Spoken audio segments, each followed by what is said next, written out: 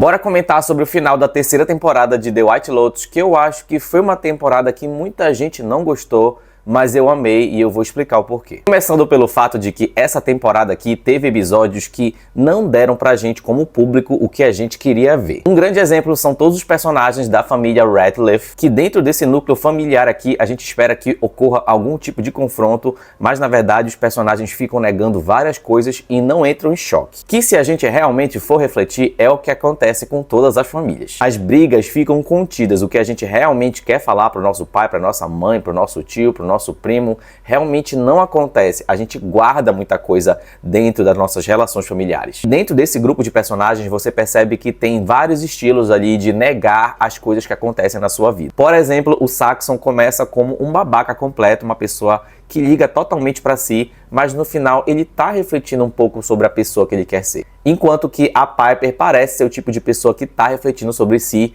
mas na verdade ela não tem a mínima noção de quem ela é de verdade. O final do pai querendo envenenar toda a família, exceto o Lachlan, porque ele acredita que o Lachlan consegue viver sem dinheiro. Eu achei que foi tão bem construído esse arco que lá no final você acredita que esse pai é capaz de fazer isso mesmo. Passando para as três amigas louras, que teve um momento muito bonito com a Laurie lá no jantar, falando sobre a vida, sobre o tempo, sobre como adotar certas coisas na sua vida como religião podem não fazer sentido para você. Novamente a gente tem a mesma coisa, a gente esperava dessas amigas confronto, conflito, um momento de explosão. E a série não dá isso, pelo contrário, elas subvertem as nossas expectativas. Elas fazem as pazes, elas estão bem, elas têm as suas discordâncias, mas no final elas se amam, elas se gostam. Eu aposto que muita gente aí tava pedindo por uma rivalidade feminina entre essas personagens e a série simplesmente não entregou isso pra gente, porque quis mostrar que apesar das discordâncias, as personagens se gostam, se amam e elas estão juntas, não importa o que aconteça. Normalmente, personagens hipócritas e egoístas em The White Lotus se dão mal ou acontece pelo menos alguma coisa ali no caminho deles,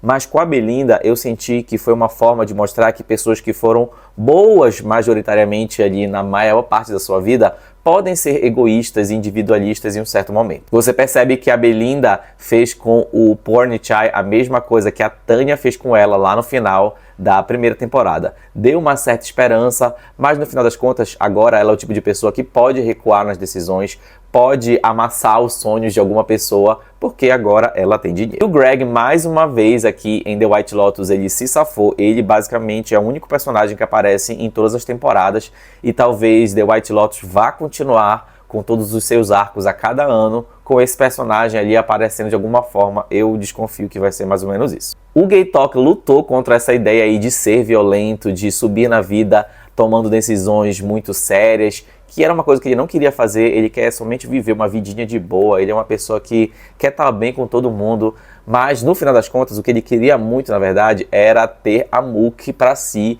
Ele queria ter essa mulher, ele queria ficar com ela, então ele lutou contra a própria natureza e se tornou uma pessoa que ele não queria se tornar para ter o que ele queria. O que a série não julga também, é válido se você quer muito uma coisa, você se tornar outra pessoa.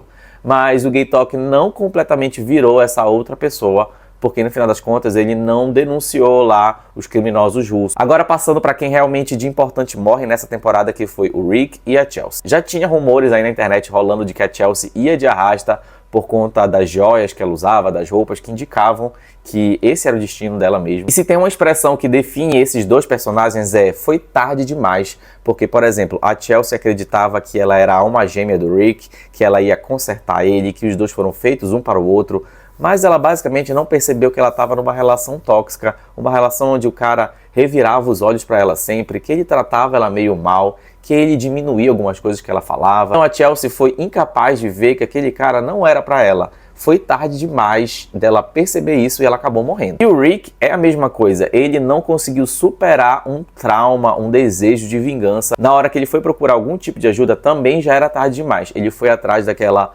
moça que faria a sessão de terapia com ele, no momento que já não era mais oportuno, que ele já estava coberto pela obscuridade, e ele foi lá, fez o que fez, começou o tiroteio, e ele e a Chelsea morreram. E uma reflexão secundária aqui sobre essa temporada é o fato de que ela, de uma certa forma, também toca nos abusos da masculinidade, na masculinidade tóxica. A gente vê isso com o Rick, principalmente, da forma que ele trata a Chelsea. A gente vê isso com o Gay Talk, que ele não tem uma natureza violenta, mas parece que tá todo mundo ao redor dele dizendo que ele tem que tomar atitudes. Então, coitado, ele quer fugir dessa masculinidade tóxica, mas ele não consegue. O patriarca da família Ratcliffe, ele acha que ele pode tomar todas as decisões por aquela família, então ele se sente no direito, inclusive até de matar alguns deles, se for por causa da decisão que ele mesmo tomou sobre todo mundo. Temos aquele diálogo icônico do personagem do Sam Rockwell, que de uma certa forma também fala sobre isso, né? Sobre o fato de como ele se sentia homem ali na Tailândia, que é um caso bem específico. E nas relações das três amigas, a gente não tem vislumbre qualquer ali de masculinidade tóxica, afinal elas são três mulheres, então